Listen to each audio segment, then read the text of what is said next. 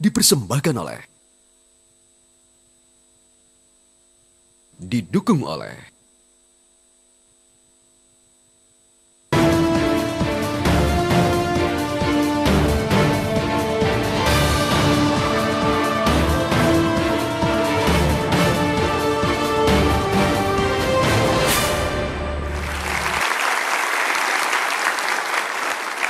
Pemirsa, masih ada beberapa pekan untuk berpikir dan menetapkan pilihan. Akankah Anda memilih Jokowi JK atau ke Prabowo Hatta?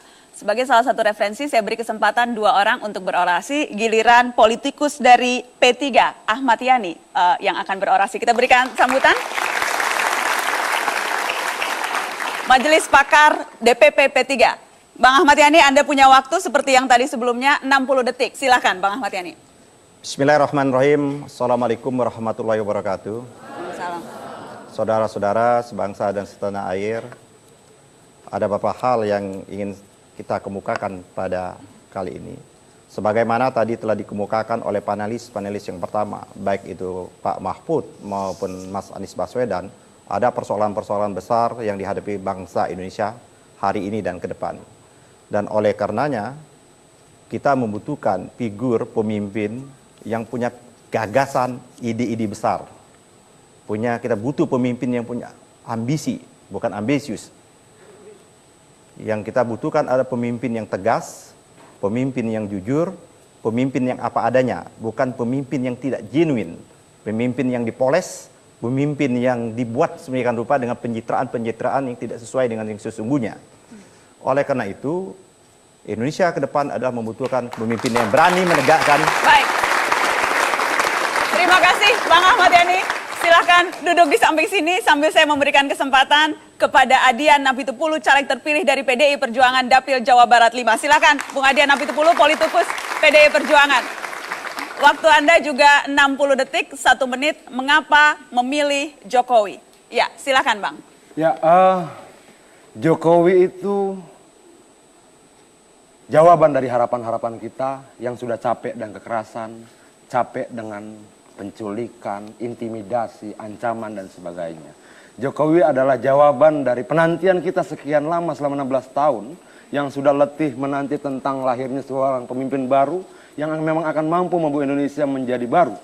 Bukan Indonesia baru dan pemimpin yang lama tentunya. Jokowi adalah jawaban dari semua persoalan.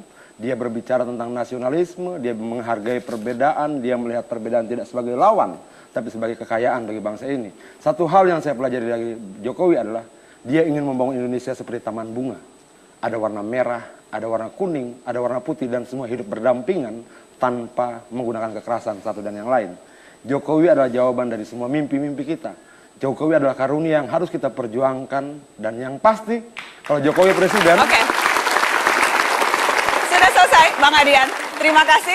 Kita bisa lanjutkan perbincangannya di meja. Apakah Anda ada tanggapan khusus ketika tadi disebutkan bahwa rekam jejak masa lalu itu yang mungkin akan bisa mempengaruhi persepsi orang terhadap Prabowo? Saya kira tidak ada menjadi beban persoalan masa lalu Pak Prabowo atau Mas Prabowo sudah clear dan sudah selesai, ya kan? Kan ini kan selalu dikaitkan menjadi isu 5 tahunan sekali. Pada waktu berpasangan Ibu Megawati dengan Pak Prabowo kan isu tentang pelanggaran HAM kan tidak terungkit, tidak terangkat. Kok sekarang mulai diangkat persoalan seperti itu? Pak Prabowo sudah menjalani proses yang ada, ya kan? Kalau diangkat isu tentang peristiwa Mei, peristiwa penculikan, sudah melalui tahapan-tahapan proses, ya kan?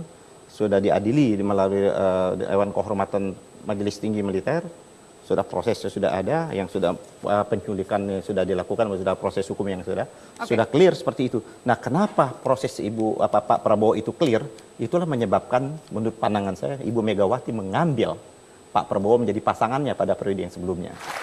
Mengapa itu harus terus menjadi persoalan ketika sebelumnya toh PDI Perjuangan juga sudah mengambil Prabowo sebagai wakil? Yang menjadikan itu persoalan kan sebenarnya bukan partai, tapi negara.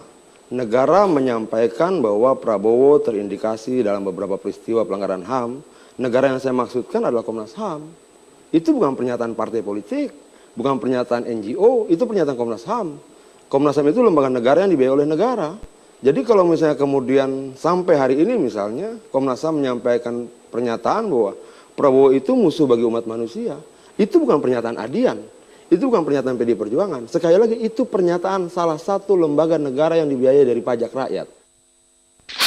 Ada hal yang berbeda antara berpikir besar, bertindak besar, dan bicara besar.